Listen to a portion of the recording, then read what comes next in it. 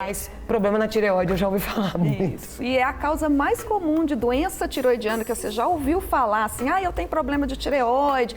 Pessoas que você ouve falar de problemas de tireoide, a grande maioria tem a tireoidite de Hashimoto, que é uma doença muito comum, acomete principalmente mulheres, tá?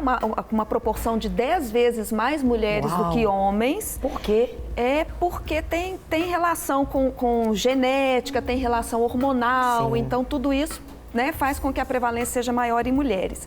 E com o avançar da idade, a chance da doença também vai aumentando. Então ela é mais prevalente em pessoas acima de 60 anos, mas pode acontecer em qualquer faixa etária.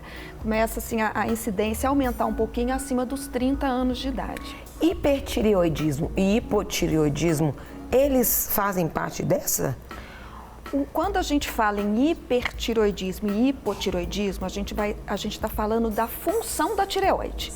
Se a tireoide está funcionando muito, produzindo muito hormônios, a gente chama de hipertireoidismo. E se a tireoide está funcionando pouco, produzindo poucos hormônios, a gente chama de hipotireoidismo. A tireoidite de Hashimoto, ela é uma causa de hipotireoidismo. É a principal causa de hipotireoidismo no nosso meio. Sim. Vamos falar um pouquinho, doutora, de sinais dessa síndrome de Hashimoto para a senhora explicar. Você está muito jovem para ser senhora, né? Para você explicar melhor para a gente. Um deles é aumento fácil de peso. A pessoa pode confundir com a tireoidismo. Hipotireoidismo. Isso. Aumento fácil de peso. É um dos sintomas. Os sintomas do hipotireoidismo, né? Que é a principal manifestação da síndrome de Hashimoto. Os sintomas, eles são muito inespecíficos. Então, assim, muitas vezes eles se confundem com o estresse, com cansaço, porque as queixas são de desânimo, dificuldade de concentração, um cansaço fácil, sonolência, o ganho de peso que é devido a uma retenção de líquido. Uma das principais queixas que Inchaço? Um inchaço maior. Uma das principais queixas que a gente recebe no consultório de pacientes, às vezes, que ganhou, né, que está ganhando peso, é de falar assim, eu acho que o problema é da minha tireoide. É possível que sim, mas muitas vezes esse ganho de peso vem associado a vários outros sintomas, né, quando é da disfunção da tireoide. E é importante esclarecer que o ganho de peso também do hipotireoidismo não é muito intenso, né? É em torno de 2, 3, 4 quilos, não mais do que isso. E também pode ter dificuldade de concentração, intestino mais preso, queda de cabelos, unhas fracas, alteração da menstruação na mulher. Então são sintomas. No caso da alteração da menstruação da mulher, seria às vezes como? ela atrasa mais, a menstruação pode começar a atrasar, ou ela era um ciclo regular, ela começa a alterar o ciclo, né? Às vezes encurta, às vezes espaça. Então são sintomas que a mulher, ou até mesmo o homem, né, deve ficar atento quando há uma piora, às vezes até de um sintoma prévio. Por exemplo, eu tenho o intestino mais preso, mas está realmente piorando muito. Está com muita prisão de ventre. Eu estou muito cansada, eu estou muito desanimada. Então isso pode ser sintoma. Essa prisão de ventre, até as dores também podem ser sintomas? Pode ser sintoma da prisão, né? Da constipação, a dor abdominal.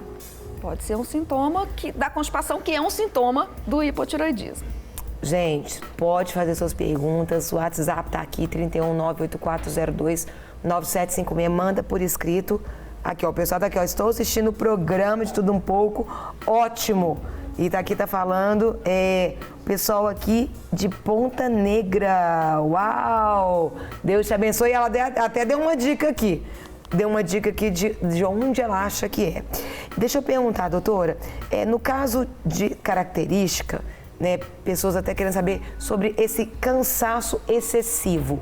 Como que seria esse tipo de cansaço? Pode se manifestar com uma dificuldade, às vezes, de fazer as atividades do dia a dia. Que naturais. As atividades do dia a dia, acorda já cansada, às vezes faz atividade física, não está dando conta de fazer aquela atividade física, é uma sonolência maior, Então, são manifestações que são extremamente variadas, né?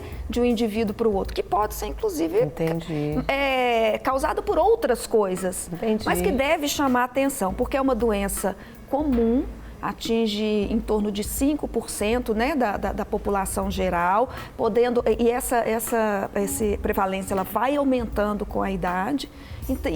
E um outro fator de risco importante também é ter casos na família de doença tiroidiana. Sim. Porque ela é uma doença genética e geralmente quando tem outras pessoas na família, certo, é possível que você se alerte para a possibilidade sim, de ter a doença. Tá? E uma pergunta, eu queria que você falasse sobre a importância de você estar com o hormônio da tireoide regulado.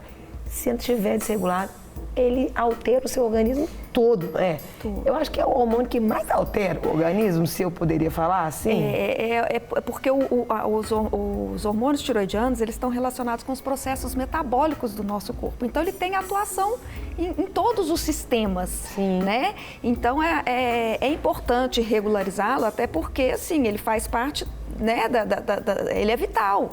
É claro que os sintomas são insidiosos, né? O caso de manifestações graves do hipotiroidismo, sim, ocorre realmente em casos muito raros hoje em dia, né? Porque o acesso ao diagnóstico está muito fácil, mas do ponto de vista de morbidade, do quanto aquela pessoa se sente bem com os hormônios tiroidianos, é essencial que ele esteja regulado. Entendi. Sobre alguns sinais, pele fria e pálida, como assim? Extremidades, o que seria? Como há uma redução do metabolismo, a pessoa tende a sentir mais frio. Então, no hipotiroidismo, né, assim, manifesto mesmo, a pessoa fala assim, nossa, eu tô com... Ela sente mais frio do que o habitual dela. Certo. Justamente porque tem uma redução da temperatura corporal, tá? Por causa do metabolismo mais baixo. Ah, entendi. Então, às vezes, até em tempos quentes, a pessoa está sentindo... A pessoa está sentindo frio, né? Não é ficar gelada, ou também pode ser? Pode ser, em casos mais intensos. E a palidez também? A palidez também é uma possibilidade. Uma das manifestações do hipotiroidismo é a anemia. Então aqui o olhinho dá para olhar? Dá para olhar quando a anemia é mais importante. Né? Eu acho que assim, é muito importante que a pessoa faça realmente uma avaliação médica e quando esses sintomas inespecíficos surgem, porque o diagnóstico é muito simples, né? Através de coleta de sangue. O tratamento também é relativamente simples, é a reposição do hormônio a longo prazo, né? Geralmente, se for a tiroidite crônica mesmo, né? A tiroidite de Hashimoto geralmente trata ao longo da vida, mas é um tratamento, né, simples, um controle regular médico melhora todos esses sintomas, né, e permite uma vida normal. Tem cura? Ou vai ter que tratar a vida inteira? Normalmente tem que tratar a vida inteira. Entendi. Existem casos de tiroidites que não é a Hashimoto, que manifestam disfunções tiroidianas transitórias.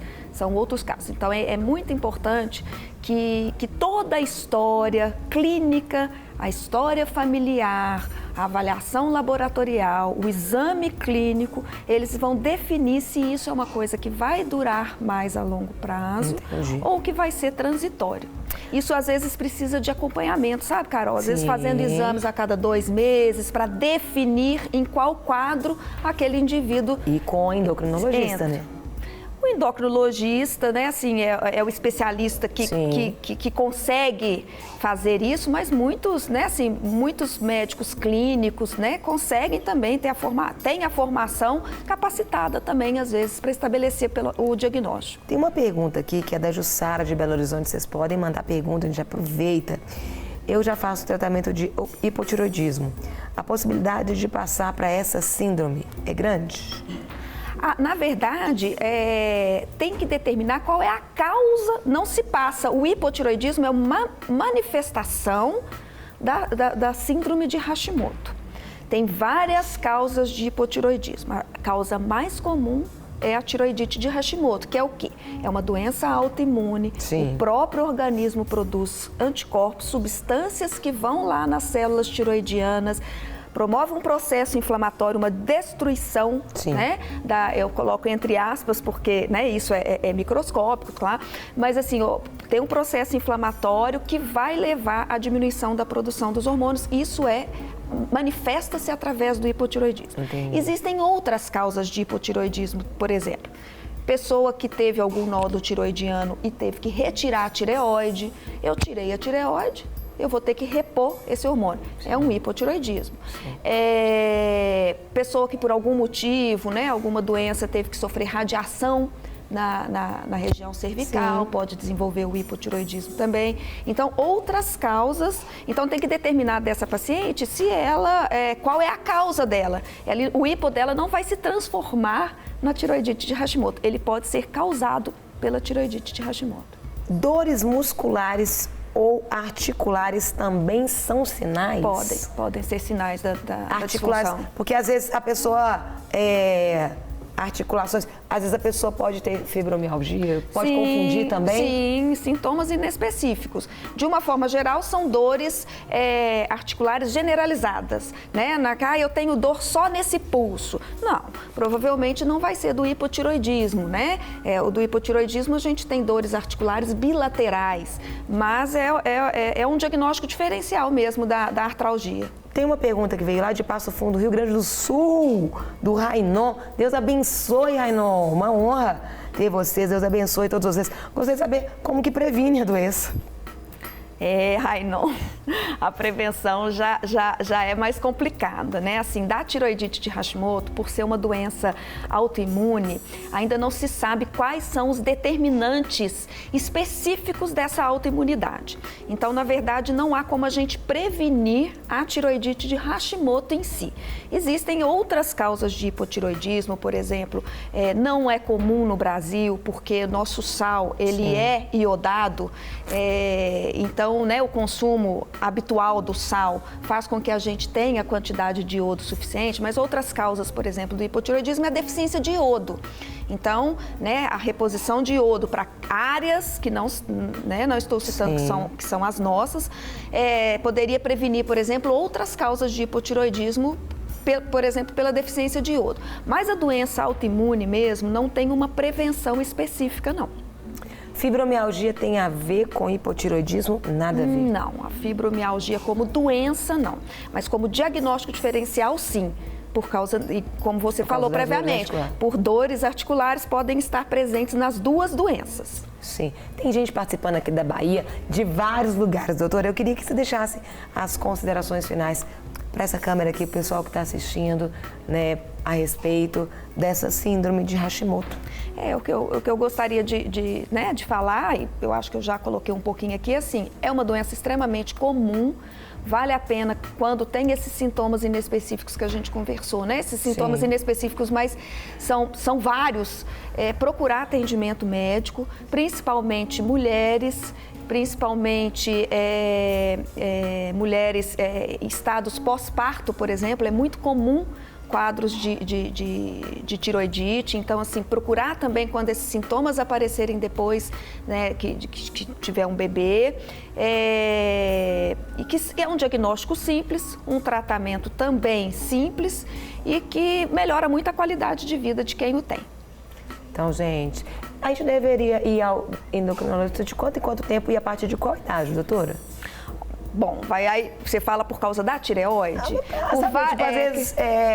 Às vezes eu não sei, que a minha família às vezes não tem. Se tiver, a partir de qual idade, se a família não tem?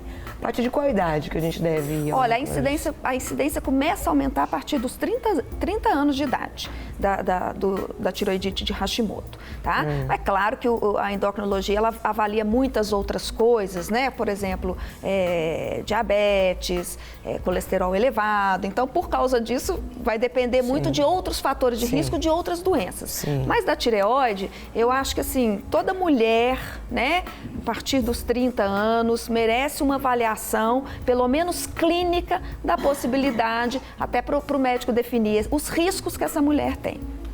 Doutora, eu quero agradecer imensamente. Muito agradeço. Obrigada. Volte sempre. Tivemos uma aula aqui. Deus continue te abençoando grandemente. Obrigada. Para receber todas as novidades do canal, inscreva-se. E se curtir o vídeo, clique em gostei. Aproveite para acompanhar a Rede Super nas redes sociais.